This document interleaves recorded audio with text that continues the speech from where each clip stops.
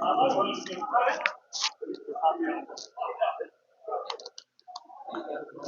लो बाबू मेरा मैडम ये बोकारो डीसी का मामला आज आपने उठाया सदन में, क्या मामला था?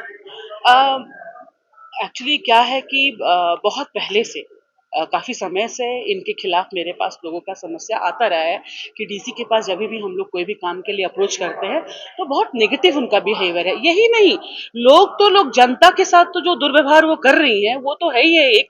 बाकी उनको मतलब उनकी चीज़ों को दरकिनार करना और अपने जो एग्रेसिव उनका बिहेवियर है, पता नहीं क्यों इस तरीके का उनका बिहेवियर है। और अगर आप उनके इतिहास को पलट के देखेंगी तो आप लोग बैक में जाइए और चेक कीजिए, जब वो डीडीसी थी तो उन्होंने अम्बा के साथ भी, जो हमारी पूर्व की विधायिका है छोटी बहन अम्बा, उनके साथ भी उन्होंने यही बदतमीजी की थी और आज भी वो यही कर रही हैं। और वो सिर्फ लोगों के साथ ही नहीं,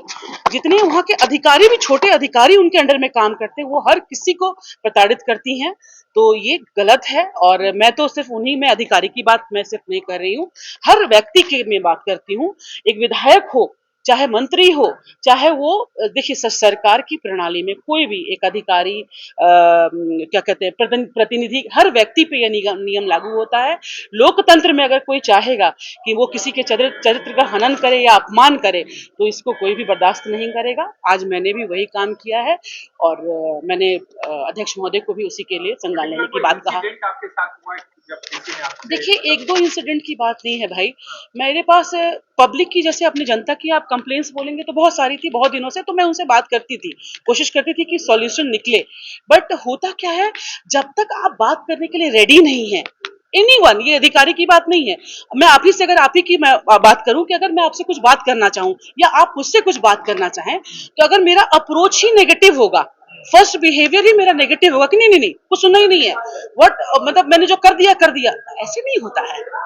आपको लोगों की बातों को सुनना होगा, समझना होगा। और मैंने तो कोई डिसीजन बोला ही नहीं, आज भी जो मेरी बात हुई उनसे, मैडम से, तो मैंने कुछ डिसीजन के लिए नहीं कहा कि आप ऐसे कर दीजिए वैसे कर दीजिए, ये क्यों नहीं कर रही, ऐसा नहीं, जस्ट अभी डिस्कशन शुरू ही हो रहा था कि बात, कि भाई इस क्षेत्र में ऐसा हुआ है तो लोग आए मिलने के लिए, तो क्या बात है कि कैसे हम लोग, अगर फीजिबल है कि अगर हम लोग शिफ्ट करते हैं रजिस्ट्री ऑफिस यहाँ से वहां तक, तो क्या ये डूबल होगा, ये सही है, उस उतना मेरा बोलना था कि क्या ये सही है, मतलब सब सही रहेगा एक